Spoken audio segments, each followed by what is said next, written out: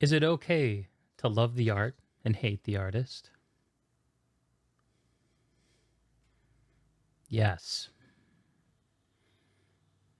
I challenge you to look around you at the technology that you rely upon, the furniture that you sit on, the houses you live in, the technology and the art and all the lovely things that make up your life. And ask yourself, who begot these things? From what mind were these created? To do the research, have a deep look in and find out what these people thought, what their opinions and preferences were, and ask yourself, really challenge yourself, do the things that make up my life properly reflect in their authorship my opinions and preferences? If you do this, I assure you, you will find dissonance and conflict. And by the way, that's perfectly normal.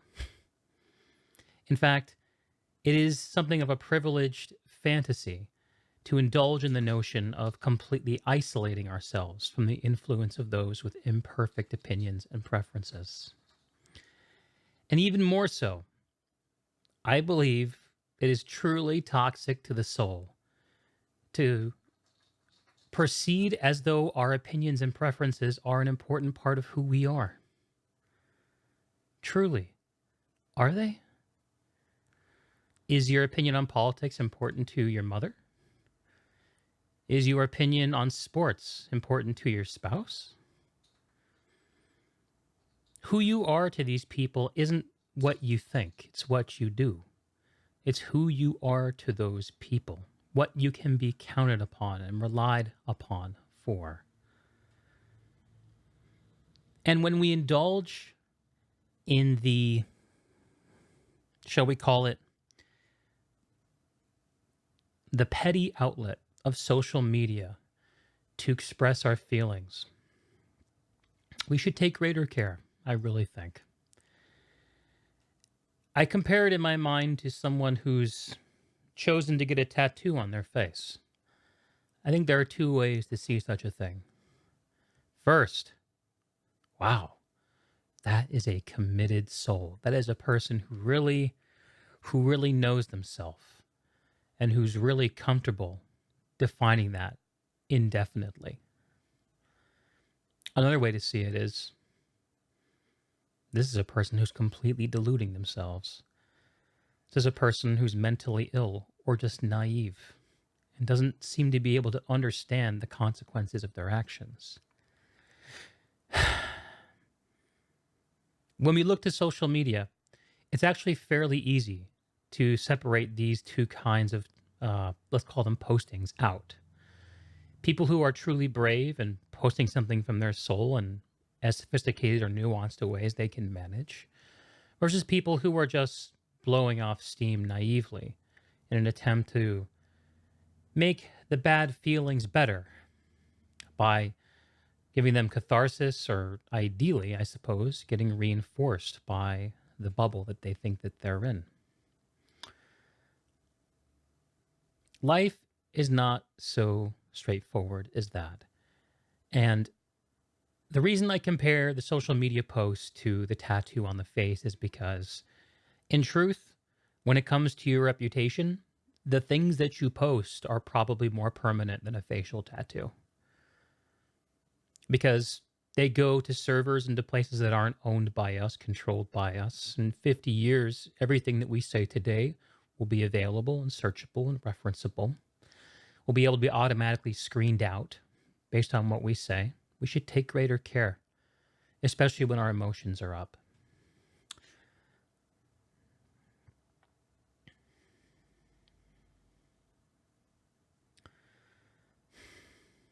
Another thing,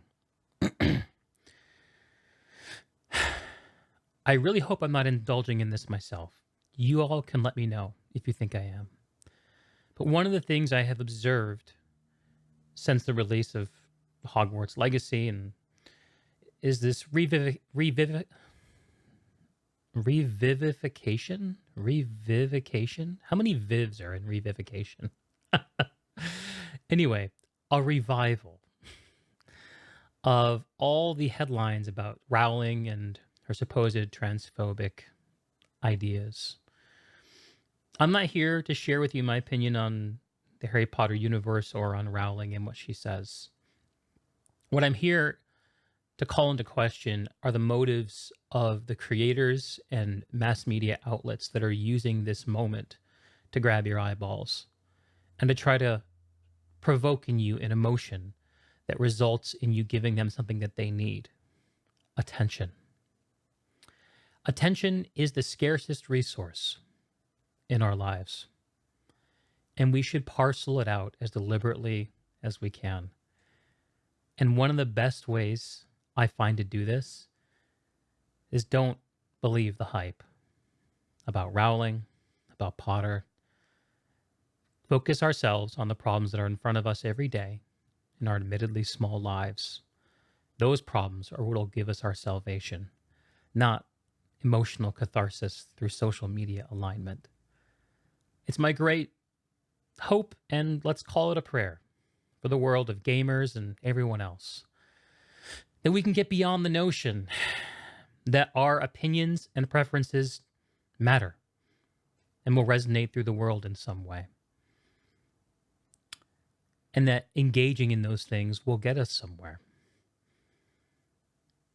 It kind of recalls to me when I was a teenager and was starting to get into the world of popular music, and I sort of realized that there's this sort of alignment that happens when it comes to musical preferences. When you're young, it's natural to use music as a way to define yourself. I'm more of a rocker, more of a rapper, whatever it may be. But we should grow out of these things. We should grow out of the idea that the things we prefer are who we are. Because I assure you, you are so much more. I believe in what you can do to make the world a better place by being a better person and not engaging in the trivial frivolities that such events as these provoke. Let's all try to be a little better. I believe in us. It's okay to love the art and hate the artist. I'll tell you why, too. I'll give you a little more. In my experience, life is not lived in the rhetorical extremes. We look at the example of, let's say, like a conservative lawmaker, someone whose job it is to make public policy. You know, this conservative person might perhaps be have a strong opinion on abortion, have a strong position. But a news headline may come out, and this is something that's happened, where you learn that this person, when it came to their own life, was not such a hardliner, not such a conservative on the topic. It turned out when it came to matters of their daughter, or perhaps their mistress, they were quite liberal with their use of abortions. We all get very excited to call this person a hypocrite. And perhaps we should. Because it is truly one of the greatest and most foolish things we can do to allow our words to run so far ahead of our intentions. To borrow a phrase, to write checks our bodies can't cash. But I also think there's another truth to this kind of scenario, which is that humans don't live in the extremes. We live in the reconciliation of the extremes, in the middle. And when I look at an example like the one I just shared, what I see is a person trying to split the difference between their dogma and the people who they love. The best person aligns their words and actions. That is a truly great person. Everyone else is just trying to get there. And I say this because I think most people who I know sort of already act this out. And there aren't that many people who are indulging in the self-deception of extremist rhetoric. And allowing themselves to occupy positions that their lives don't seem to challenge, and which makes it very easy to uphold that extreme position. But it bears mentioning, and I think we all can just muster a little bit more understanding of people who struggle with trying to match their words and their actions. Because as much as we'd like to believe otherwise, it ain't easy. It is not easy. I look to my fellow gamers, my fellow gamers, my fellow hard stuck gamers who are stuck repeating cycles that they know don't give them anything they want, that they know won't make them happy long term, and yet they still engage in the same gaming world, the same MMOs, the same communities. Why do they do this? Is it because they're hypocrites? Is it because they can't take a hint? Is it because they're flawed? Well, my interpretation, and this is one that I also apply to myself, by the way, I'm not above this. My interpretation is that it's hard to turn your intentions into actions. And when we have something in our lives that is both good for us and bad for us, as gaming habits are to most gamers, we risk losing the good when we discard the bad. So we're then called upon to split those things apart and understand them. But that's a hard thing to do. And as someone who himself was hard stuck for 20 or more years in these worlds, I'm certainly in no position to announce a superior posture because I'm not superior to it.